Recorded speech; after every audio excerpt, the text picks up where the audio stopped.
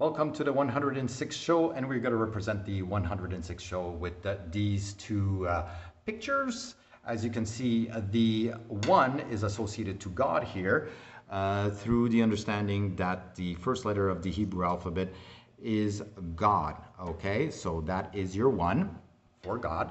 And 6 is represented by this hexagram. And the hexagram starts off with the word hex. Okay, and a hex is associated to evil spells. Lo and behold, and that's not, and that should be important for everybody, because the whole nonsense that we're living through right now starts off with this religion, okay, which says this is the Star of David, but it's a hexagram. And it's associated to the Kabbalah, which is associated to witchcraft, and which is associated to spells and your bad luck. And a lot of people are having a lot of bad luck with this thing. Anyways, so the hex refers to an evil spell or curse that brings bad luck and trouble. So I don't think it's a good idea to represent your religion with this, but that's me. But let's go and find out where this more about this hexagram. The hexagram plays a significant role in the Kabbalah, particularly within the tree of life. It is often associated with the 10 Sephiroth, stages of creation, and the 22 paths of the tree.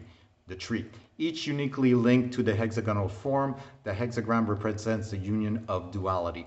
Anyways, the whole nonsense here that we're under is that we don't understand that these pictograms, okay, the symbols or letters, they form ideas and words, okay, and all this nonsense, okay, came out of witchcraft, okay.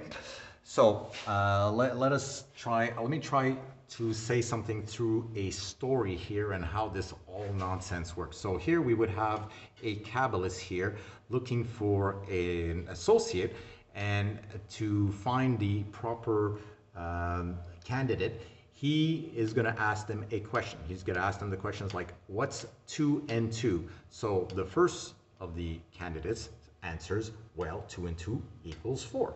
And he says, that's a very good answer, and if I don't have anybody else that gives me a better answer, I'll give you a call.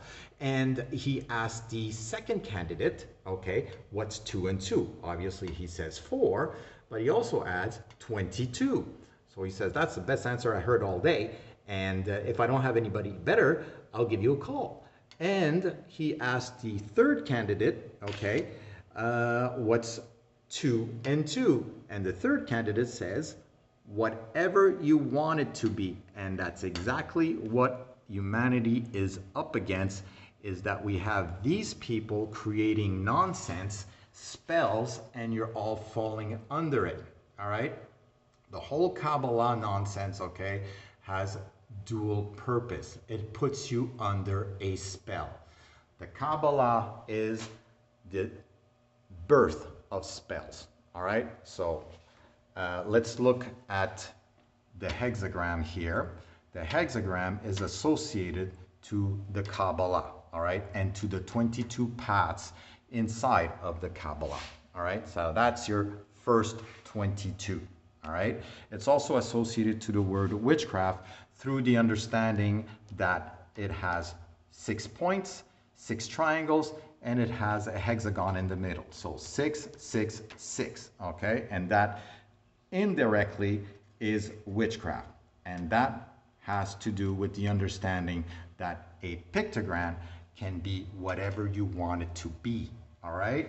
So here you have the number 22 represented also through the cross. The cross is the 22nd letter of the Hebrew alphabet, and it has to do with the covenant, the truth, the perfection, and the sign.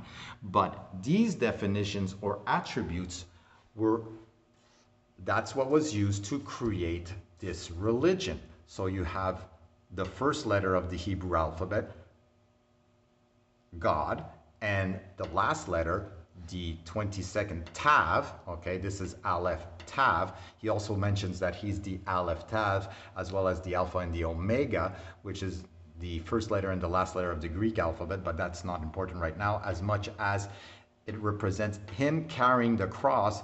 It's the Aleph, God carrying the 22 letters of the Hebrew alphabet. It's an allegory, okay?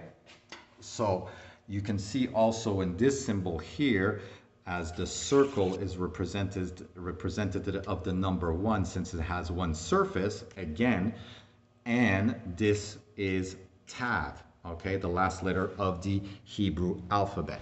And it also indirectly says ox, okay, which associates it to this nonsense. And all this is done through whatever you want it to be. That's the magic. There is no, let's say, one rule fits all. It's whatever you want it to be. So this is associated to ox, and we've seen it before. The word ox is 1 plus 5, 15th letter of the alphabet.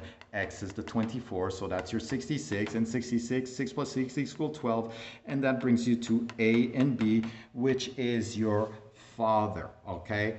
Which is the first letter and the second letter of the Hebrew alphabet. It's witchcraft, okay? It's witchcraft. It's all witchcraft, okay?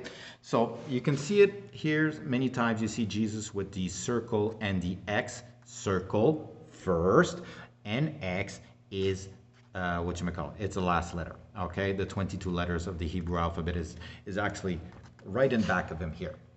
Now we have the 22 right here, and most people will say, well, I can see 7. Well, it's right. You can see 1, 2, 3, 4, 5, 6, 7. 7 points. That's true. That would also indicate that the 7th letter of the Hebrew alphabet would be a weapon.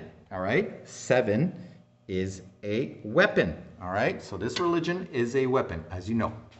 And also you will find the Father, which is the 1, 2, 3, 4, 5, 6, 7, 8, 9, 10, 11, 12. You have 12 angles here. Indirectly, you have the Father. He's hidden inside of the symbol, as well as in this one. You can find him at the 1, 2, 3, 4, 5, 6, 7, 8, 9, 10, 11, 12. The 12 sides of the cross. And you will also find the Father here in the 12 angles of a cube. There's 4 on top, 4 around, and 4 underneath. So there you have the word Father. But let's get back to over here where this is Venus. Venus is the second planet out of our solar system. So indirectly, you have the number 22. You have the crescent moon and you have Venus. So 22, 7 plus 12 hidden inside here. And that's how witchcraft works. It also works with the phonetics. You have the Kabbalah, and this is the Kaaba of Allah. And inside the heart of a hexagram, you can put in a cube, as well as inside a cube, you can put in a hexagram. So this is how this whole nonsense came about, and it's all was created out of the Kabbalah. And the truth is not what you believe. The truth is what you believe it is. It's not necessarily means it's true.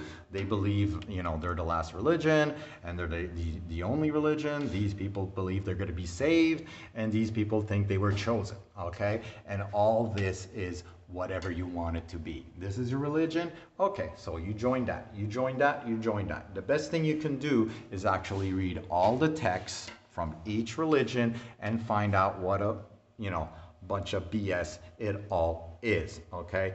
It has nothing to do with morality. Morality is different than your actual understanding and the laws. The laws are the spells, all right? That's the evil spells, okay? When you start following a law, you are following the word, but it doesn't mean the word is moral, okay? So as you can see, the word Jesus here is pictograms. Now, if you want to play word games, this is the word and this is broken. So I've broken Jesus. He no longer is the word. He's mixed up, okay?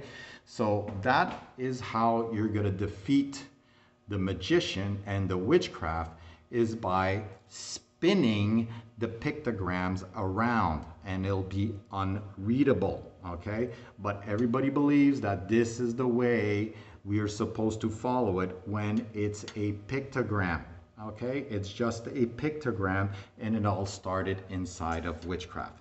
So that's basically it. So have a good day.